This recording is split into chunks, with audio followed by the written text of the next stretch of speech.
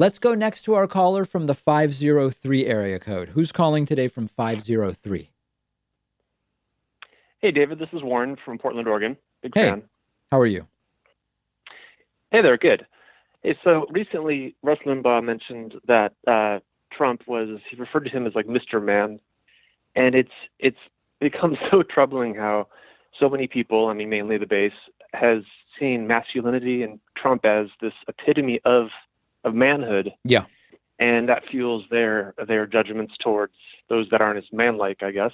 The snowflake line and all that. Yeah. And at the same time, though, I'm just curious about your opinion. There's this movement of LGBT and kind of an awakening of what is masculine and feminine.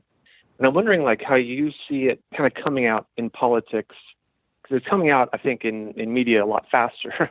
The allowance of such definitions, broadened definitions of masculinity and femininity. But how do you see it coming out in the political world, which I don't know nearly enough I to, feel to like the gauge way that it's a coming hypothesis. out is extremely stratified. So what I mean by that is the following. Take somebody like Barack Obama. Now, stereotypes around black men are often about, hyper masculine, hyper sexualized, often in society, including in portrayals in media. Often there are, allusions to the black man as more likely to become violent. And, we've studied all this stuff academically about portrayals of black men. Now, at the same time, Mm. Barack Obama is a very well educated, the type of person that fits much more into sort of, to use the arbitrary dichotomy of the fighter versus the lover. Barack Obama far more fits into the idea of the lover, the thinker, whatever. If you look at his relationships with other people, how he interacts with his kids and whatever. Whereas Donald Trump, in many ways, is portrayed and seen by his supporters as kind of the epitome of the alpha male. And I do think that some of these roles are changing because there's a huge swath of society where when they see Barack Obama, not a guy likely to get into the types of, for lack of a better term, pissing matches that Donald Trump gets himself into, not the type of guy to Mhm. make the types of threats that Donald Trump makes. For a huge part of America, that is seen as the adult in charge in the room way to behave, where Donald Trump, despite checking a lot of the stereotypical boxes of the alpha male, threats, loud, boisterous, pushing his way around to get to the front of the picture with the world leaders, insulting people, all of this stuff.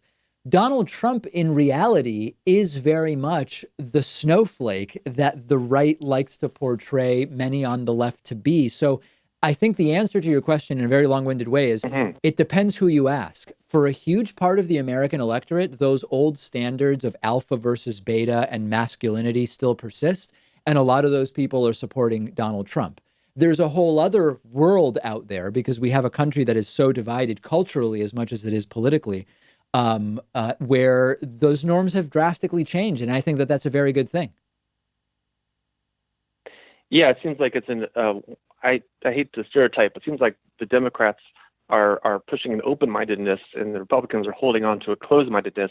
Maybe I can call some other time and ask, but what are the Republicans here to teach us? I mean, it can't be that one-sided, or is it? I'm not sure I know what you mean. um, like it seems like I feel as a Democrat, I'm part of a group of people who are evolving to a place where we're teaching the Republicans about compassion and what real manhood is, what Yes. power is. It's not insulting, it's compassion. It looks maybe snowflakey, but it's actually strength. Yes, Um, absolutely. And I don't know and that they're getting it. and I think some of them maybe are.